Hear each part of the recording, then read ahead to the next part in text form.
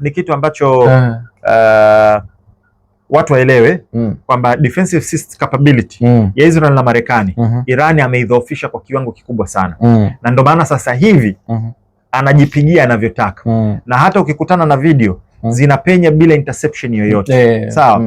Na msemaji wa mkuu wa kamandi ya aerospace ambao ni ya makombora ya Iran kasema sasa hivi stage ambayo tupo tumeshamaliza kuzi neutralize mifumo ya ulinzi ya Marekani na Israeli. Sio kwamba wamemaliza zote, wamezidhoofisha kwa kiwango kikubwa. Sasa hivi makombora tutakayorusha hakuna hata moja litakuwa lina chini ya uzito wa tani moja. Kwa hiyo sasa hivi wanapeleka sasa yale madude mazito ya tani moja. Na nadhani mmesikia kwamba mmekutana na taarifa na watu wazito ambao wamesema kaka yake Netanyahu, Ben Gvir, yule waziri wao nani, amejeruhiwa katika mashambulizi. Na Israeli wamesema kwamba alipata ajali ya gari. Lakini taarifa ambazo zinatoka upande wa pili ni kwamba alipokuwepo pameshambuliwa. Na hii ndio swali ambayo watu waliniuliza kwamba Israeli viongozi wao Iran viongozi wao wanauliwa, kwani Iran hawezi kuua viongozi wa upande wa pili? Umeona? So far ameshapita na wanajeshi kadhaa wa ngazi za juu, umeona, kambi kadhaa. Nikasema sio katika falsafa yao wala doktrini yao kuua viongozi wa wengine, lakini nadhani kwa mchezo jinsi ulivyo wameanza sasa kudeal nao na wameonyesha capability wanayo, na nadhani katika 12 day war kuna moja ya kombora ambalo anyway hii tuiache, tutaongelea next time. Kwenye hilo sasa umezungumza kwamba Irani inajaribu kuleta madhara pia. Taarifa za kaka yake Ido ni za kweli? Kwa vyanzo ambavyo nimevipata na nazipa 90% kama amefariki. Yes. Hizo 10 tu kwa sababu mtu kama Scott Ritter akiongea, mtu kama George Galloway akiongea, mtu kama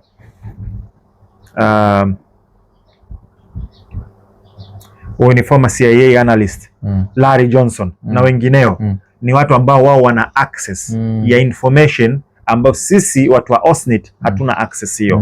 Naam. Na walizungumza hicho kitu. Yes. Kinachoendelea Israel na Lebanon, kiacha kwamba kuna mashambulizi ambayo yanaendelea pia, lakini kule Israel pia kwa mashambulizi yameongezeka sana. Nini ambacho kinaendelea katika hizo sehemu mbili?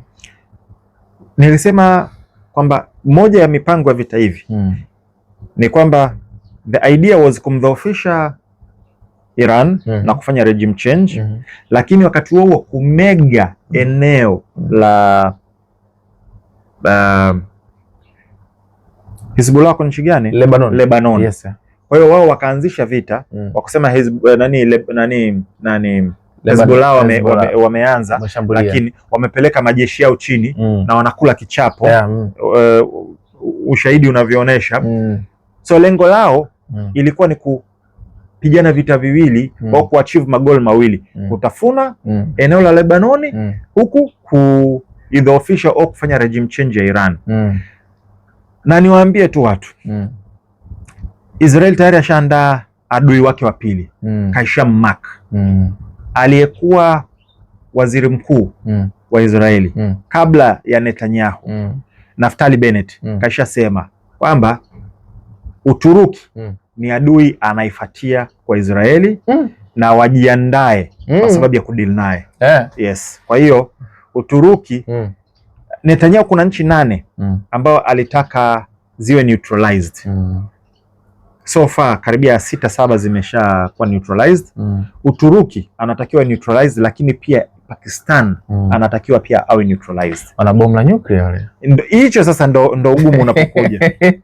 Umeona? Kuna ile katuni ile. Kwa nini mnamshambulia Iran?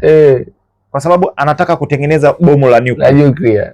Alafu kwa nini wamshambulii North Korea? Ana bomu la nuclear. Ana bomu la nuclear. Kwa hiyo tungoje tuone. Hazihitaji D2. Tungoje tuone, si ndio? Lakini sasa ulikuwa unazungumza pia upande wa Kim. Kim, Yes. amekuwa akilaunch sana mabomu yake kule, akitembelea sana kwa ndani ya hichi kipindi. Nini, kuna ujumbe gani kwa Kim sasa hivi anachokifanya kule Korea? Yaani anatuma ujumbe kwa sababu tunajua North Korea siwezi kusema ana ugomvi na Marekani, naweza kusema Marekani ndo ana ugomvi na North Korea. Kwa sababu North Korea hakumfuata Marekani kwenda kuanzisha bifu wao. Kwa hiyo anatuma ujumbe kwamba mkisubutu tu hapo mimi mziki wangu ni mzito. Tena North Korea, unajua watu wasichokijua, North Korea ameisaidia kwa kiwango kikubwa sana Iran kwenye missile program yake. Teknolojia nyingi imetoka kwa North Korea. Yes. Sasa North Korea sasa na kuna swali ambalo watu walikuwa wanauliza hivi, kwa nini Iran isishambulie Marekani? Iran hana capability ya kushambulia Marekani. Ni mbali sana, zaidi ya kilomita 8,000. Hana makombora hayo kwa sasa hivi, unless anayo ameyaficha. Ila kwa hali inavyoendelea, kwa hiyo inavyoenda, si ajabu akaona kuna umuhimu wa kulitengeneza kwa sababu ya ulinzi wa future. North Korea anazo intercontinental ballistic missiles ambazo zinaweza zikatua mpaka Marekani. Kwa hiyo wakimwanzishia North Korea ana uwezo wa kuwadunda humo ndani, akawapelekea moto ndani ya ardhi yao, Washington, New York na kwingineko. Yes. Na wale magorofa sasa siji itakuwaje kwa? Asala yake si ndio itakuwa kubwa sana. Mungu atuepushe mbali hivi vitu. Unajua sisi tunavichambua lakini sio kitu kizuri kabisa. Ni maisha watu wanakufa. Sisi wa Tanzania tumeishi kwa amani tangia yani kwanza uhuru wetu hatukupigania, hatukumwaga damu kama wa Kenya na nchi zingine. Alafu since then tumekuwa na machafuko hapa na pale, lakini hatuja experience vita heavy duty. Naona na wale walio experience kidogo vita vya Idi Amin vile Kagera ni wamebaki wachache. Juzi tumeonja kidogo joto la jiwe kwenye Oktoba ile 29 ile tumeonja kidogo, wiki moja tu kukaa bila internet, kukaa bila chakula, kukaa bila usafiri, vitu vimepanda, nyanya buku 2. Yes, tumeonja kidogo sawa, ila hatujai ku experience kwa, ndio maana watu baada ya pale watu bana nendeni mkaandamane, hapana hatutaki yale. Alafu nyinyi ambao mnasema tuandamane mmekazana kwenye ma-apartment huko mnalipwa madola yenu. Umeona? So vita sio kitu kizuri. Tuombe Mungu atuepushie. Naam. Alafu nikupe tu nani? Unajua nchi gani ambayo ina wakimbizi wengi zaidi duniani? Hapana. Ni Iran. Iran ana wakimbizi milioni 3.5. Iran. Na ndio maana nikasema moja ya njia ambayo Mossad wanaitumia kuinfiltrate ni kwa kutumia hawa wakimbizi, kwa sababu hahehohe. Kwa hiyo ukimhonga kufanyia mambo yako ni rahisi, na ana uchungu na ile taifa pia, kwa sababu sio mzawa. Baharini kule mashambulizi yamekuwa ni mengi sana kwa kipindi hichi, mpaka watu wamekuwa kiniuliza bana, hebu uweze simama, kwa nini huku mashambulizi yanakuwa ni mengi sana wakati baadhi ya mataifa mengine wamesitisha? Nishukuru pia serikali ya Tanzania, kuna baadhi ya Tanzania ambao wameanza kurejea Tanzania pia. Kwa nini huko baharini bado mambo ni mazito sana? Kwanza ndio hichi kitu mnatakiwa kujua kwamba Tanzania tuna ile non-allied state, kwamba ni taifa lisofungamana. Tuna mahusiano mazuri na nchi nyingi sana, ikiwepo Iran. Mimi sijui kwa nini unakuta Mtanzania anachukia Iran. Iran hawana ugomvi na sisi, hawajawahi kutudhuru. Tunafanya nao biashara, tunashirikiana nao, sawa, wala hawajawahi kutulazimishia itikadi yao kwamba tuifuate au vitu kama hivyo. Mbona kutukopa mafuta, kuna mtu alituambia mpaka leo tujalilipa hilo deni.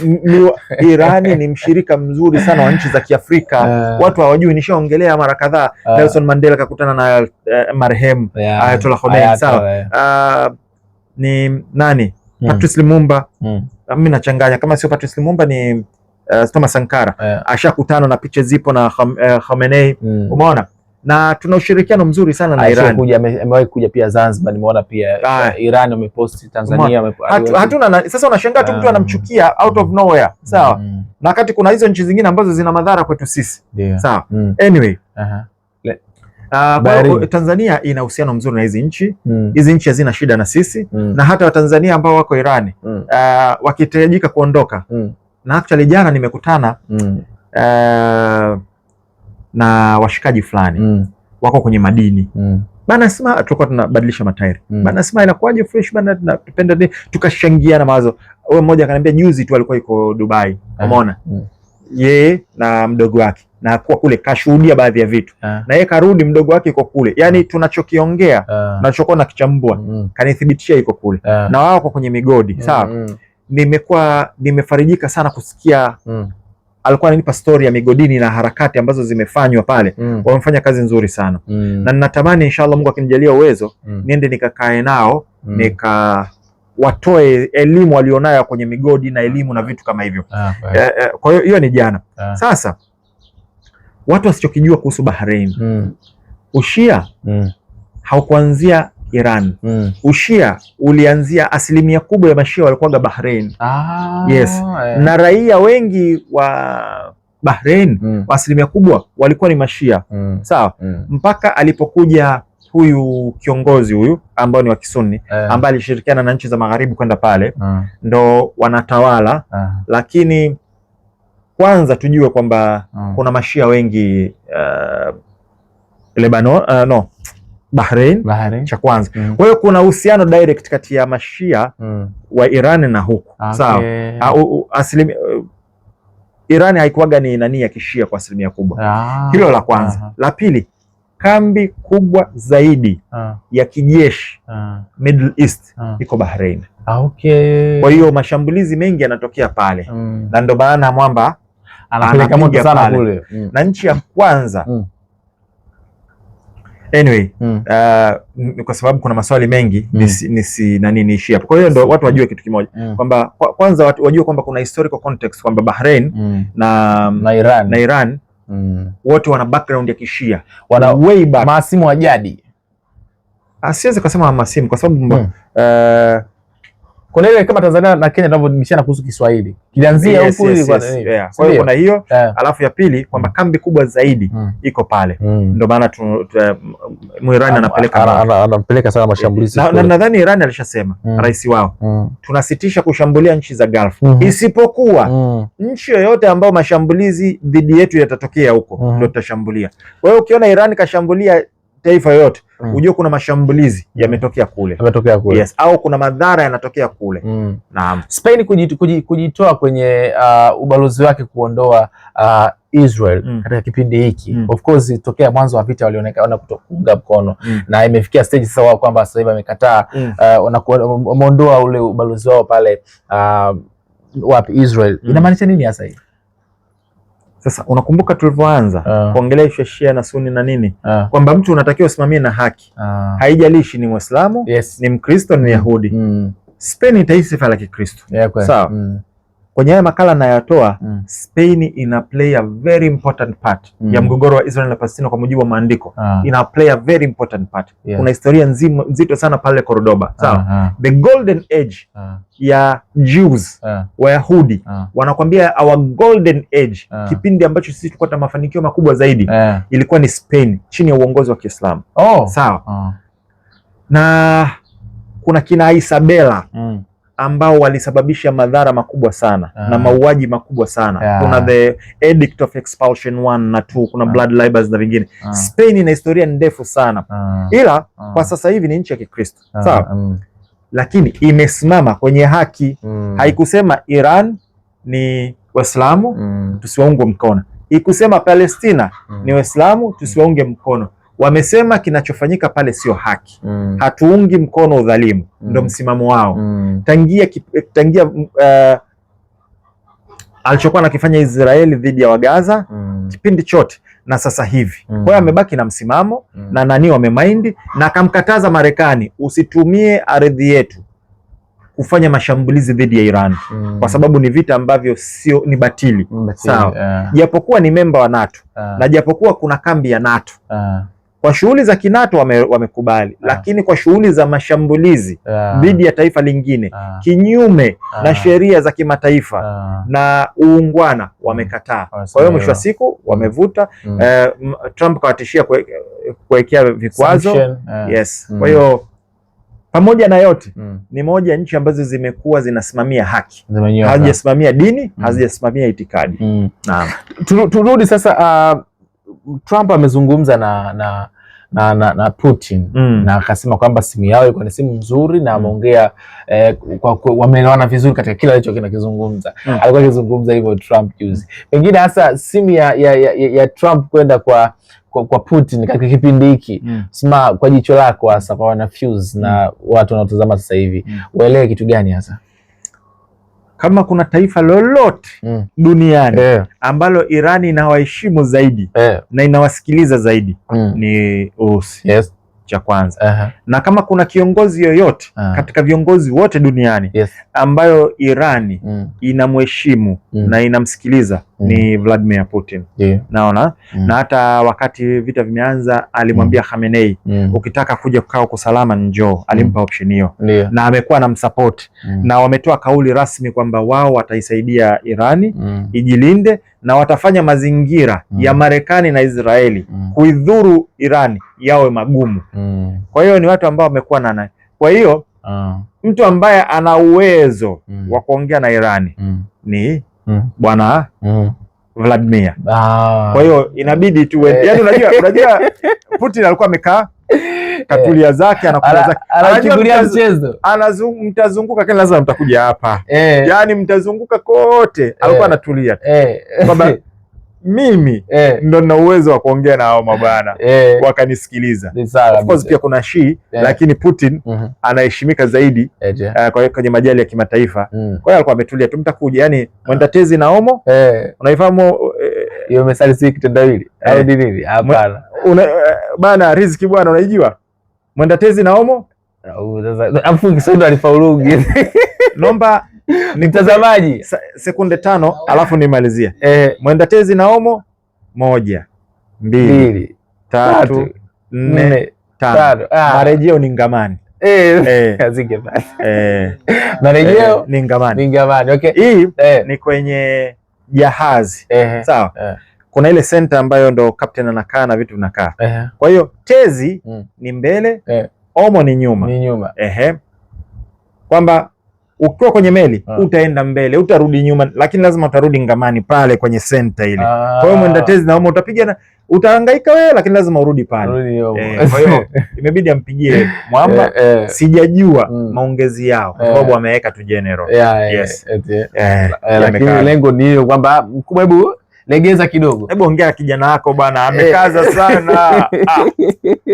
Acheze fair. Sema wanamuunga sana hata kule Korea pia nadhani hiyo kumsupport hata juzi walimpongeza sana ni kiongozi wao. Nadhani pia yale maswali ya mwanzo mbona waungi mkono? Sasa kile ilikuwa nakizungumza mwanzo, sasa hivi watu wanakiona sasa. Unaona kwamba time will tell. Sasa ndio hichi nilichokuwa nakisema. Naomba niulize kitu kimoja. Tangia vita vimeanza, umemsikia Irani akisema tunahitaji msaada au nchi yote ije tusaidie? Yeye ana proxies, ana Houthi. Umeona Houthi kuingilia? Ana wale Ansarullah wa Iran. Umeona kuingilia? Lebanon umeona kuingilia? Hizbullah Lebanoni ni kwamba Israeli ndio aliwa trigger. Sio kwamba wameamua kuingia kumsaidia. Lakini nikuulize, Marekani na Israeli umesikia wameomba msaada? Wameomba msaada. Wameenda kwa Mwingereza kanania kama endi basi msitupe tena. Sikumbuka Trump Spain pia Spain kaenda Italy na kwingineko. Yani sasa hapo utajiuliza nani ambaye anapelekewa moto. Lakini sima kabla sijasema hili tamko la Irani kuhusu namna ya kuimaliza hii vita na vipengele vyake, nataka nigusie kwa uchache kwa sababu hili pia limekuwa na manufaa, watu wengi ambao wakiuliza sana. First of foremost, kila nchi mkuu ikizungumza. German walizungumza watapeleka pale msaada, baadaye French pia akazungumza, Emmanuel Macron alizungumza atapeleka pale, Trump the same story alizungumza pia. Jana tu penyewe kuna meli ambazo zinatoka kuunguzwa jana pale zitakazipita, ilikuwa ni ya Thailand. Yes, ilishambuliwa pia. Nini solution ya pale kwanza kabla ya yote?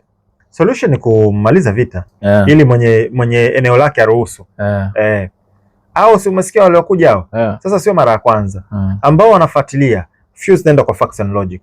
Kulikuwa kuna coalition ya nchi kama 10 ambazo ziliungana kupambana na Houthi. Wakati Houthi amefunga Bab el-Mandab. Marekani, Ufaransa, Uingereza, sikuwa kuna nchi zingine za wapi. Unafikiri waliduma hata mwezi mmoja? Kila mmoja alikula kona, akabaki Marekani peke yake. Sasa yule ni nani? Houthi. Huyu ni nani? Iran. Moto wake tumeuona. Kwa hiyo hiyo ya kwanza. Ya pili, Iran so far navy yake, jeshi lake la majini zimekuwa destroyed yote. Sawa. Na juzi India, nakumbuka niliongelea, walikiri kwamba walisaliti Iran. Wao walitoa coordinate ya ile meli iliyokuwa imetoka kwenye mazoezi kwao kwenda kushambuliwa. Sasa ukiachiana na hiyo, kuna njia zingine za kufunga ambayo ni kuweka mines, sea mines, kuweka vilipuzi pale. Kwa hiyo hawahitaji hata kukushambulia, yani wanaweka mines. Yes, alizungumza na Trump, ambayo ikipita tu, ukigusa tu mwanangu umefyatuka. Kwa hiyo tayari wameweka mines pale, hawahitaji kukushambulia, yani ukipita tu wewe kazi kwako, umenasa kwenye mtego. Ila washirika wake wale wanapitisha ambao waliwaruhusu hapo, ndo sijajua kwa sababu je, kuna sehemu ambayo hajaweka mines karuhusu watu wapite au nini? Hiyo taarifa hiyo sina. Ndio kwa sababu mambo ya intelligence hapa bana, pitieni nani fulani kilomita kadhaa, si ndio? Sasa smart, turudi sasa kwa namna ambavyo sasa hivi imekuwa kizungumzo sana kwamba Trump anataka vita vikamilike, kama vile ambavyo kizungumza madhara kwa pande zote tatu ni makubwa sana. Hata last time ulizungumza hii kitu. Irani, Masoud Pezeshkian amenukuliwa akizungumza kwamba baada ya kufuata na mpatanishi ambao ni Oman ambaye amekuwa akitumika mara kwa mara, wakasema kwamba sisi kuhusu kumaliza vita hatuwezi kumaliza kwa sasa hivi, ila akazungumza masharti matatu. Kwanza, wapate uhakika usalama wao utakuwa vipi. La pili, akazungumza fidia, inabidi sasa Israel na Marekani watoe fidia ya kila ambacho wamekiharibu katika kipindi hiki, kwa maana ya Irani, madhara yote yamepatikana. Na cha tatu pia, Irani itambulike ile kuheshimika kama taifa ambalo ni huru, sio linaingiliwa kiongozi wake anauliwa. Katika haya ambayo amezungumza Masoud, nini ambacho unachokiona? Cha kwanza ni haki alichokisema, yote matatu. Cha pili, haitekelezeki. Kwamba alichokisema ni sahihi, lakini haitekelezeki kwa sababu Marekani wamefanya mashambulizi bila approval ya Congress, bila approval ya Umoja wa Mataifa. Wamefanya, yani wamevunja sheria zote za sovereignty ambazo unajua za kimataifa. Sawa? Wewe unataka wakae pale waseme kwamba hatutakushambulia. Hata wakisema hakuna nani tena wa kuwazuia. Kwa hiyo haitekelezeki. Kwa hiyo kipindi kile cha kwanza hakitekelezeki. Cha pili, cha kutaka alipwe gharama ni sahihi. Kwa sababu Jerumani alilipishwa gharama za kuvamia nchi nyingi na kwenye World War II. Sawa? Lakini pia haitekelezeki. Simoni Marekani wala Israel wakimlipa kule. Cha pili. Cha tatu ni kwamba itambulike. Tayari Iran inatambulika. Ndio maana ni memba wa UN. Sawa? Nadhani anachokimaanisha yeye mwenyewe anajua kwamba hivi vitu havitekelezeki, lakini anataka tu kujiweka on the safe side kwa ushahidi kwamba niliweka masharti haya, kwamba mimi na wewe tumekopeshana, ninao ushahidi hapa, uliandika kwamba mimi hautanishambulia. No, yani mimi unaandika kwamba mimi nimekuja kwa DJ Sma, amenikopesha shilingi 20,000, natakiwa nimlipe nini haki yake nini. Kwa hiyo kuonesha tu ushahidi ambao wewe hata usipo nilipa mimi kukulazimisha kunilipa, mahakama kunibana nilipe, ni process ndefu sana, lakini angalau na ushahidi. Umeona nikutolee mfano, kulikuwa kuna Minsk Agreement 1 na Minsk Agreement 2, sawa, za Donbas, kati ya mgogoro wa Ukraine na Donbas na Urusi, zote zikawa zina washirika wake. Haikutekelezwa. Na Angela Merkel alisema tulisaini ule mkataba bila kuwa na nia kuutekeleza. Tulikuwa tuna buy time ili tumwezeshe Ukraine au na jeshi imara la kuweza kupigana na Urusi. Kuna mikataba mingi sana ambayo imeshasainiwa ambayo Marekani amejitoa, ikiwepo JSPO. Sawa? Kwa hiyo anachokisema ni haki, lakini sioni akitekelezeka. Na ngoja tuone. Nadhani masharti yatabadilika na vitu kama hivyo, lakini sioni akitekelezeka. Okay, sawa. Trump amejitangazia ushindi Nimekusikilizisha hapa wakati nakuja ile clip, akasema kwamba wameizofisha Irani, haina uwezo tena, missiles zake na hivyo defense system zote wameharibu within 11 days na nini, mambo kama yale kwa anazungumza. Maoni uliyaona pia kwenye comment pia. Speech ya Trump unaizungumzaje nani? Kwanza tukianza kwenye maoni, watu wameelimika sasa hivi, hawadanganyiki. Yani wanafuse sasa hivi, yani umdanganye kitu yani. Yes. Cha kwanza, cha pili, tushazoea kuongea anachoongea, kudanganywa kwao ni kawaida. Umeona ni part of propaganda. Hakuna jipya mule ndani.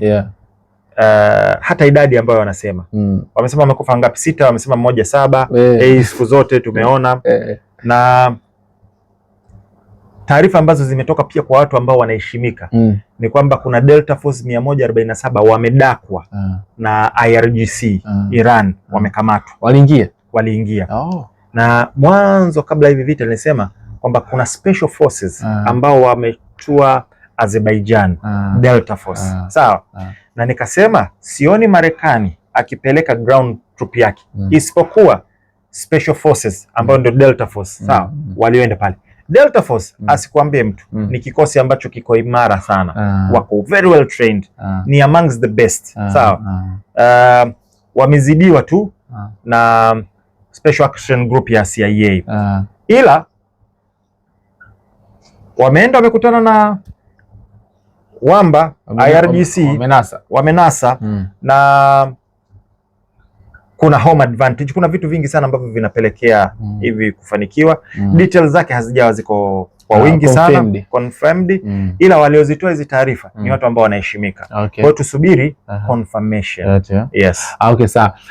Smart, tuchukue break kidogo, tukirejea sasa turudi kwenye maswali ambayo wewe umeyauliza na watu niwapongeze bwana, watu wameuliza sana maswali mengi sana. Kwa sababu bwana, licha ya uchambuzi wote huu ambao umeufanya, kuna maswali ya watu inabidi yajibu. Na hii ni segment watu wajue. Tumeianzisha sisi. Ya maswali na majibu. Yes, kwa hiyo kesho na kesho kutwa ukiona na sehemu zingine wana mfumo huu. Credit zitolewe. Wewe Mbongo atakupa credit ndugu yangu. Anyway, let's take a break kidogo. Tunarejea ndugu zangu.